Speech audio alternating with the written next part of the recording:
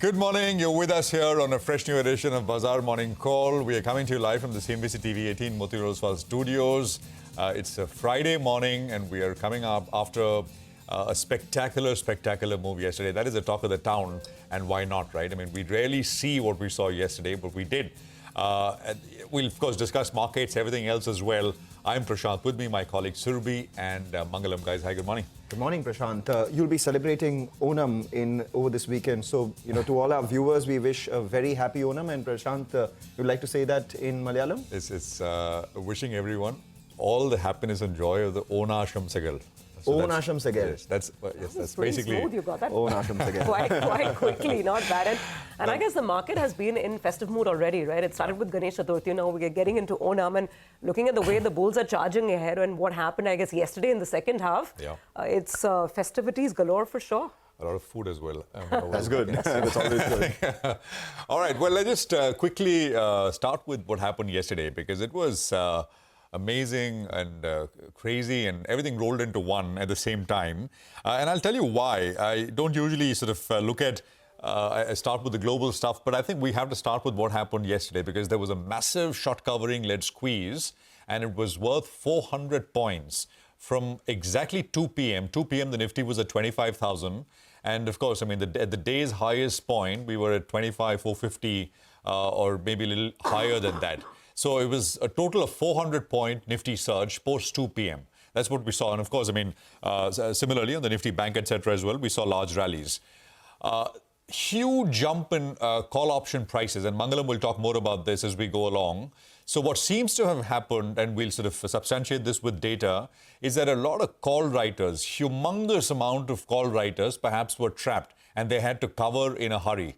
We were last 2 days highlighting how the Nifty was stalling at the 25,100 level. So Tuesday's high was 25,130. Wednesday's high was about 25,112. It was an important technical level as well. The 61.8% retracement of the full fall.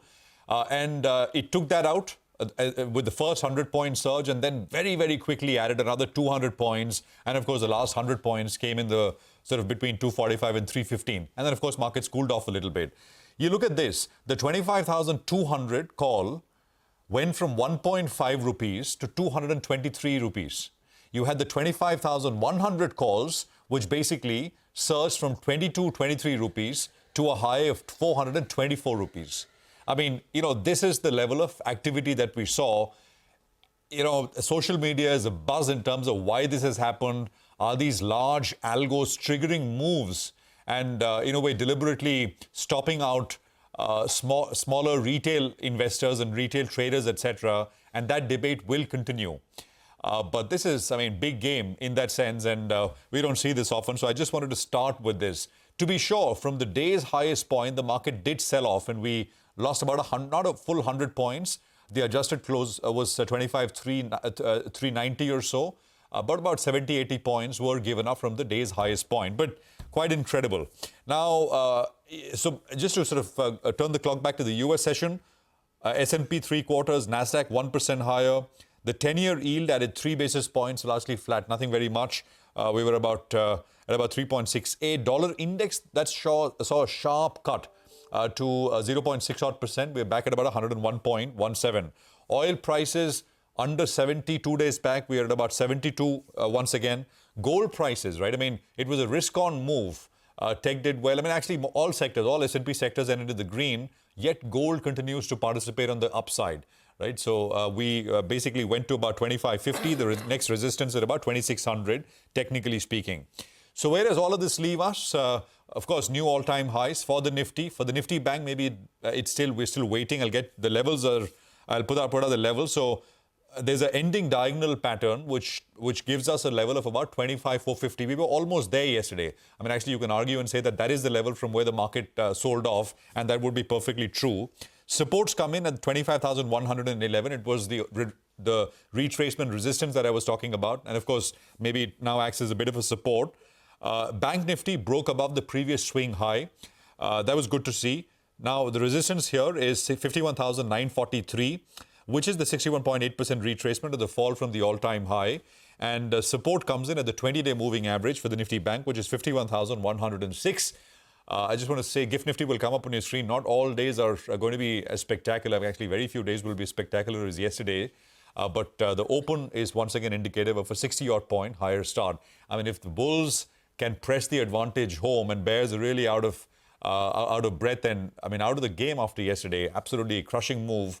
I mean, how much more can they press the advantage here? That's the question. But keep those levels in mind. At about 25, 450, there is a bit of resistance which starts to appear. Surabhi. Absolutely. It was phenomenal, just watching the market cruise higher and higher yesterday. Intraday, of course, 1,433 being the intraday high. Just to add on to some points in terms of global action, yesterday we had a rate cut from the ECB along expected lines, but it was a bit of a hawkish cut, interestingly. That's why in the currency market space, the euro actually moved higher versus the dollar, despite that rate cut coming in. A 25 basis points rate cut delivered. The deposit rate, that is now at 3.65. So why do I say it was a hawkish cut? Because the ECB chief, Christine Lagarde, she very clearly, while speaking to reporters, who were asking her about the next move and whether there'll be another cut in October, she said very clearly that our path is not predetermined at all, giving a complete indication that the ECB is going to be data dependent and there's no promise of another cut come the next month. Let's talk about some of the flow numbers yesterday, which are very interesting, looking at this huge tidal wave of buying that we saw towards the latter half of day. Now, yesterday's number on the FI side is something you can't ignore. It's a large buy number, 7,695.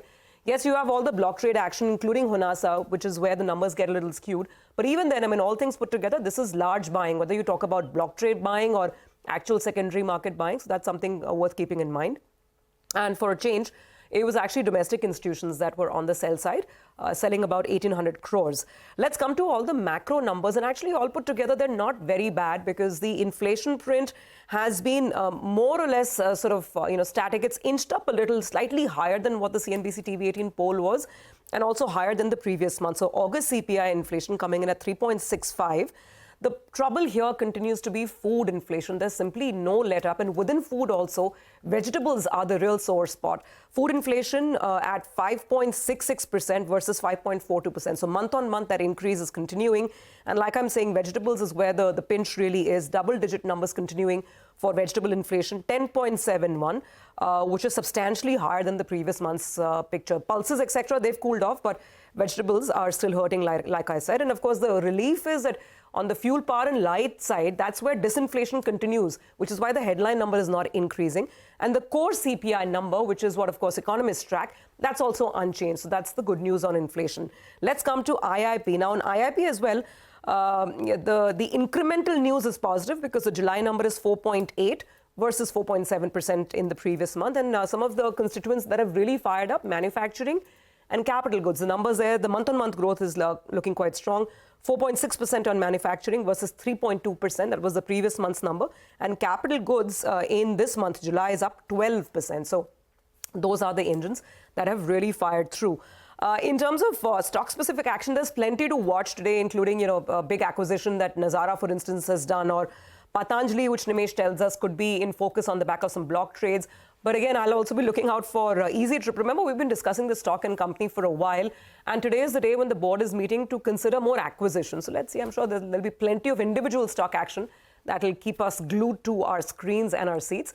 But I guess at the headline level, Mangalam, we need to see if this huge bull charge can continue or not. Absolutely. When things are good, typically what happens is people hope for another day of a good move, largely so that you eliminate the possibility of the previous day being just about luck. So let's talk just about that itself. Yesterday, there were fireworks, no two ways about it, on the Nifty and the Nifty Bank in the second half of trade in particular. And there were three reasons that one can attribute that to. One, of course, you look at the short covering that took place on, weekly options expiry day on the Nifty itself. The second part is that the Nifty Bank, that was the one that led the charge. As soon as it moved above the 50-day moving average of 51,362, we saw a bigger move come by on the Nifty, and that led to the Nifty breaking above its, earlier resistance of close to around 25,150 as well. All these factors put together led to a big up move. And if you look at the open interest change as well on both the Nifty as well as the Nifty Bank, along with the way the mid-cap index performed. One of the foretellers of the way the market moves